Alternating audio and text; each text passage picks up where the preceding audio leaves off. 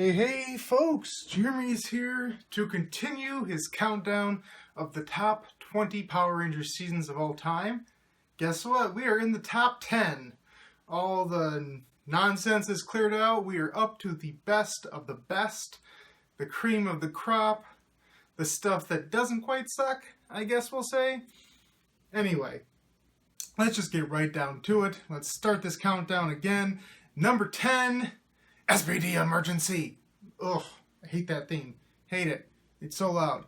Anyway, Power Rangers SPD, yes, you have the honor of being number 10 on my countdown of top 10 seasons of all time. Anyway, Power Rangers SPD was a season that I would say had a fantastic start. Like, it hit the ground running really, really well. The two-part premiere, Beginnings, which, okay, this ended up becoming a joke, but really, Bruce, if it was you, Bruce, your episode titles with your one word for SPD and your two words for Mystic Force and 3 words for it was awful. Don't do that. And to start your show with Beginnings and have the finale be endings, it's not cute. It's not cute. But anyway, the premiere was fantastic. We were introduced to all of the Rangers, the 3 at the Academy, the 2 that come later, and we got quite a bit of character from them. Like, it was a very unique story, and it gave us a really cool look into the future. And I was really pumped for this series. I think that SPD has a fantastic cast, top to bottom, great Rangers, great supporting cast. Kelson Henderson does his best work here, outside of being the producer in Dino Thunder. Magic. Anyway, but outside of that, like, it's just so good. Like, it's such a good show. And yes, we figured out the twist early on. Wes, Stan, my boy, you were right. Everybody found out very early on that, yes, the Red Ranger from A-Squad was female. Very cool. Very innovative at the time. And yes, it was obvious that they were going to be villains, ultimately. But SPD just did some amazing world building early on. Like, you understood the world that we're in. You got the feeling that, yes, this is in the future. It's not too far in the future. And, you know, people complained about, oh, my Sky's dad in the picture of you at the Time Force. Let's just not even worry about that. But it was just very, very cool. And it felt like a fresh start for the franchise as a whole. You know, people were disappointed because we lost Doug and Ann after Dino Thunder. And it was like, okay, you know, what's next? We don't really know this Bruce guy very much. Some Jet Jackson, I don't know, whatever. And it was a really cool start. Him and Greg Aronowitz. I like Greg a lot. I think his prop work is fantastic. I think he added a really fresh flavor to the franchise. Fresh flavor franchise. And I was digging it a lot. And we get to about episode 13 or so. We get to Shadow, where we get Doggy's backstory, which is good. And then after that, something happened. I really don't know what happened, but the show as a whole regressed. Like, it felt like it gave us all the introductions to the characters that we needed to know, and then it just sort of stopped. And I mean stopped in the sense that it started to retread. I don't know how many times we can go over this, but the Jack and Sky relationship on an episodic basis would reset with Sky's petty crap and Jack's crappy attitude, where they would just go back and forth and blah, blah, blah, and then at the end they'd have some amazing mutual respect for each other, and then in the next episode they'd be sniping at each other again. And not like, oh, we're now best friends sniping, like mean sniping.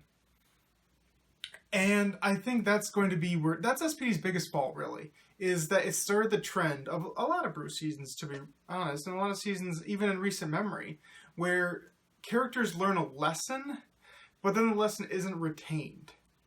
And that irritates me more than anything, is that sort of stuff, where if you're going to tell a story, tell the story, and then let the characters grow. Let me know that in the next episode, the stuff that happened in the previous episode friggin' mattered. Let me know that. Because the fact of the matter is, to get to the SWAT 2-parter, which is one of the biggest marks against the franchise, that SWAT 2-parter completely regressed all of the Rangers. Like, hardcore regressed them to the point where it was like episode 1, where all the initial bickering was just back, and there was just no reason for it other than it was a plot contrivance, and that sucks.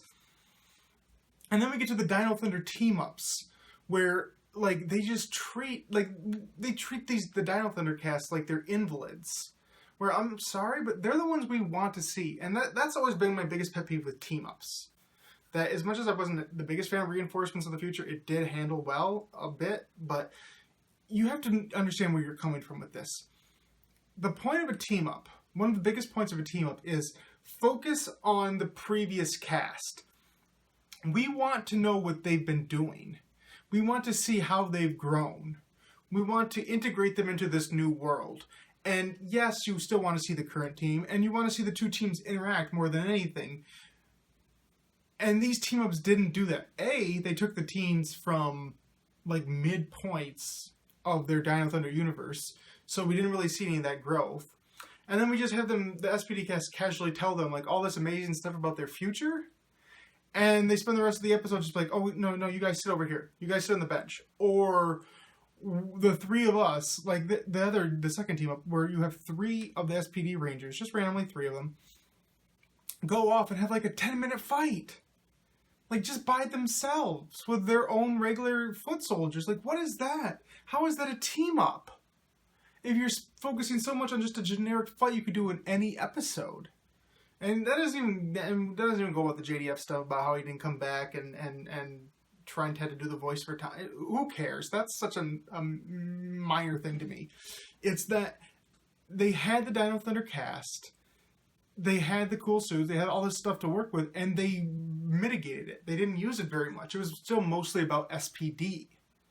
It's weird that they did 2 one-part team-ups instead of a 2-part, or something about having one to air, like, some promotional thing. I don't know exactly what it was, that they were actually mandated to do it that way. Again, that's not my biggest thing. My biggest thing is that you benched the previous team. I don't care what team up it is. I don't care if it's a team up where the current team is a team that I think is just garbage. Where I think the current team is amazing, right? Just the best team ever. And the previous team is garbage. And I just hate that previous team. If you're going to do a team up, the previous team still needs the majority of the focus. Always. It should be close to 50-50, more like a 60-40, but the majority always goes to the previous team because they're the ones that are getting the cameo that we're never going to see again, more than likely. So SPD just completely faltered on that point with the team up.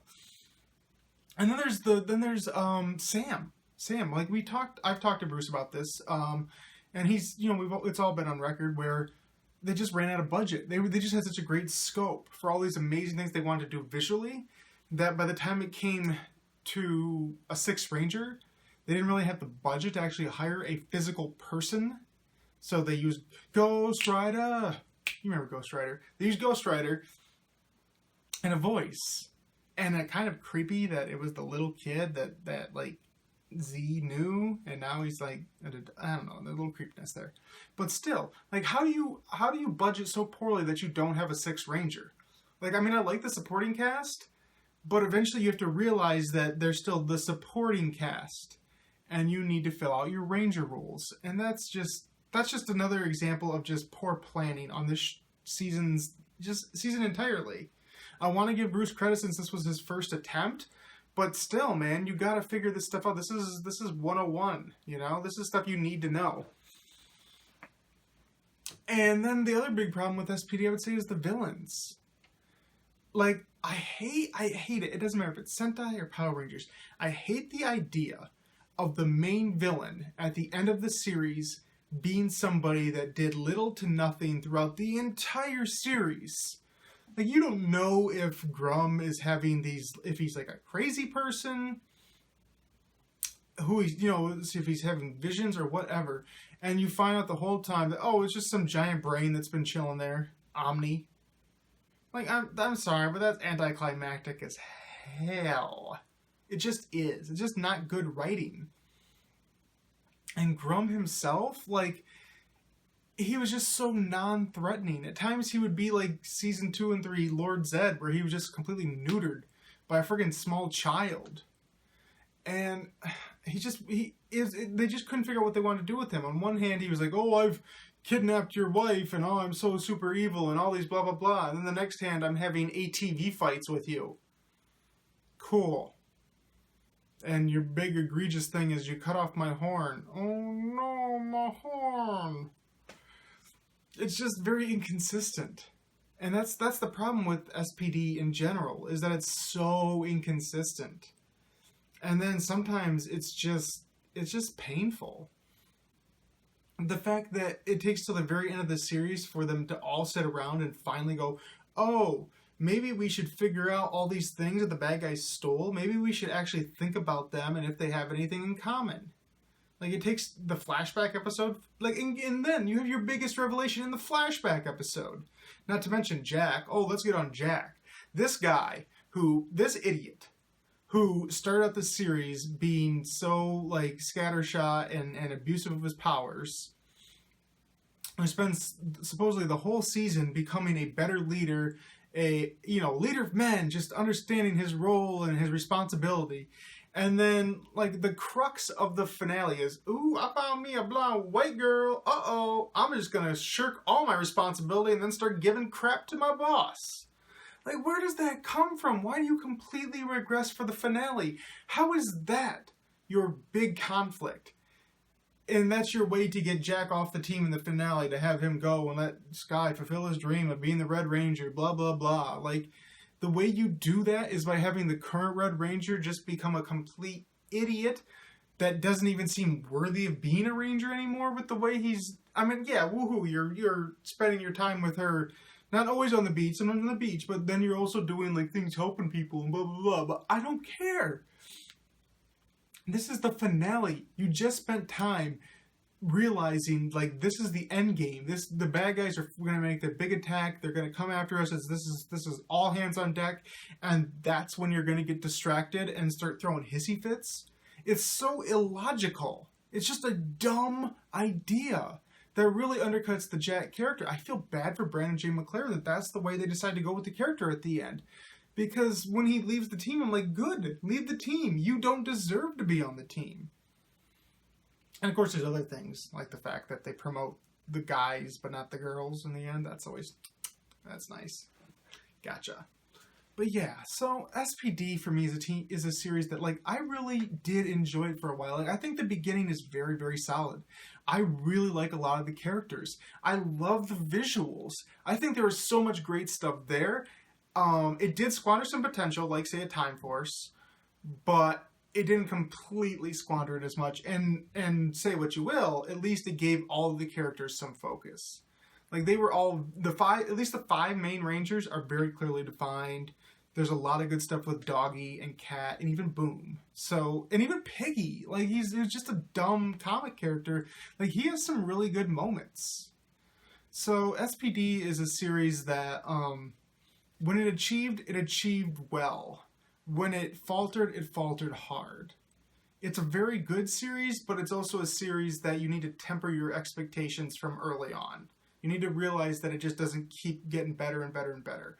It has some great fights, again, great visuals, but it just falters with character development quite a bit. And that's why it's only number 10. Moving on. And yes, this is where I'm going to add the preface. I probably should have said it in the first episode if I didn't. It should be implied, really, but as much as I'm the type of person who likes to look at things from a more analytical, black and white, objective perspective, I have to say that yes, emotion does play a part. Like, nostalgia is there. I wouldn't say I have my rose-colored glasses on, that I think that old stuff is just the best, but I'd be lying if I said it didn't at least partially influence me. And that's why I say number 9 is Mighty Morphin Power Rangers Season 1. Yes. The season that started it all. The season that a lot of people put near the top of their list because it's the first season. I give it a respectable position of number 9. What else is there to say about MMPR Season 1? You all know it. You all know it. You love it.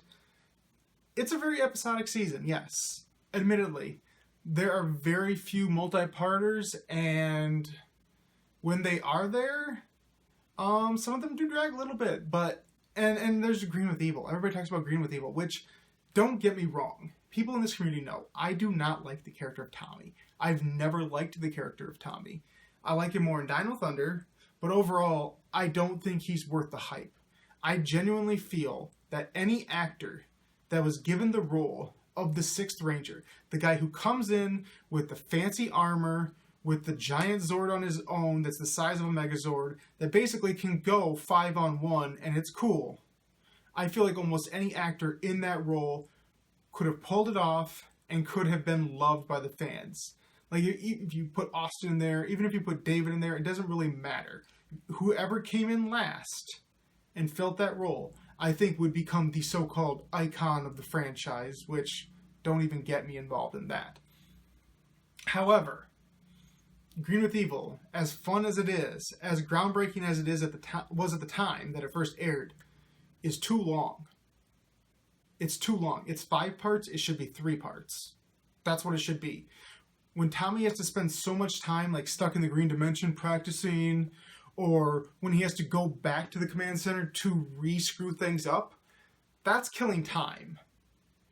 We don't really have our cohesive story and how we want to play it out. That's us killing time. You must admit that.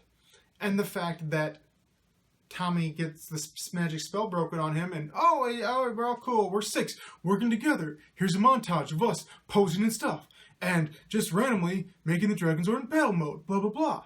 That's what I like about the MMPR comics, because the MMPR comics are taking a more realistic approach, and they're saying, this wouldn't just magically happen. We wouldn't just magically become best friends, you know? No one found out. Jason and Tommy didn't both find out that their mom's names were Martha, and they suddenly became besties. Doesn't work that way. And ultimately that's going to be MMPR in general, and specifically Season 1's biggest problem. And that's that everything was resolved too quickly, too easily, with very little conflict.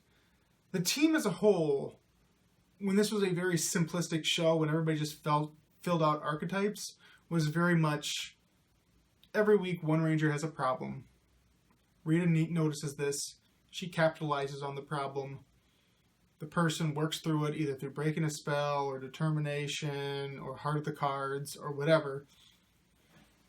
And they solve the problem, and everybody's happy in the end. And that's fine. I'm not against that. And, as a kid, all of us, we loved that. We didn't really want for more, so to speak. And it brought a really fun energy. So, and I don't want to mitigate that ever, because it's important to say that about that season. Like, I don't necessarily know how much it would resonate with a child nowadays. But it was a big deal at the time. And also, it was, for me, I don't know about you guys, but maybe this was just the way my brain works, but I loved Bulk and Skull. Like, they were my everything. As much as I liked the Rangers, Bulk and Skull, especially in Season 1, when they were, like, the bullies. Like, I liked Season 2 when they were trying to figure things out, and I loved Season 3 when they were, actually turning a corner. But just, it was fun to have those antagonists there, to give the Rangers real world a little bit more stakes, to actually say, you know what, their real lives matter. And like Paul Schreier, Jason Harvey are just fantastic actors. I'm probably going to say this with every season that they're in, but really, fantastic actors. Mr. Kaplan, Miss Appleby, you just have a really fun cast here. And yes, what they're making is very episodic, very simple. There isn't a lot to think about, but they're having fun. And they're coming up with these little unique scenarios. And that's what stuff like, say, a Megaforce, not to beat the horse anymore, and so to say, like, a Megaforce faltered at. It had extra characters, but they never did anything. They never were relevant to the plot. Say what you will about Bulk and Skull and their silliness, a lot of the time, they had interactions with the Rangers that affected them. Or just added some new life to the show, so it wasn't just the same generic putty fights and Megazord battles and blah, blah, blah. And MMPR Season 1 was very much a learning curve. It was one where they were taking stuff from Jew Ranger, which, again, I can't stress this enough. As much as I say go buy all the Sentai DVDs from Shout Factory, because the more you buy, the more they will make. Jew Ranger is one of those where you're buying it because you want more seasons, or because you just like the novelty of seeing, what MPR, what brought it about. Excuse me. So, Jew Ranger's not good. That's what I'm trying to say. Sorry for the pause. But Jew Ranger's not a good show. It's actually worse than MPR Season 1 in the sense that it even more focuses on the whole little kid they have to help each week. There's very little character. Less character than MPR. Again, like, the Rangers are just sounding boards. That's why they're there. But MMPR, I felt like it's one of those shows where, like, if you look back at it now, you're like, oh my gosh, this stuff didn't make sense. Like the episodes with the Morphin Masters, they're a thing, or here's some eggs that are somehow randomly important, and we'll throw them into the sea, or all this, where they would just take these random Jew Ranger things that existed, and they would just have to explain them away. Which was just bizarre, especially now when you look at it. Like, people talk about this before. There's an episode where you actually see a large fat child standing behind the Megazord during a battle for a split second because they didn't edit that out properly. And there are times where little girls who are kidnapped, when they go to the long shot and they use Sentai footage, suddenly turn Asian. Don't know how that happens, but MMPR was definitely a learning curve, so I give it credit for that, and I will be the first to admit that. It gets a little more credit than maybe it deserves because it was the first one, because it was fun, and because, again, they didn't really know what they were doing at the time. They had no formula, they had no template, they had nothing that came before it that gave them the right, what's right, what's wrong. And they had Audible. If you don't know, MMPR Season 1 was 40 episodes. The whole, was it Doomsday? Or was it the Island of Destruction? Island of Illusion, I mean. Anyway, I get this mixed up sometimes. But basically, it was going to end at episode 40 during a two-parter. Doomsday, probably. Yes. So, but what happened was MMPR became a hit. So they told them, make 20 more episodes. So that's why season 1 is so long. They realized they had such an amazing cash cow on them, so they rewrote the end of the two-parter, and so the Rangers didn't triumph over Rita like they were going to.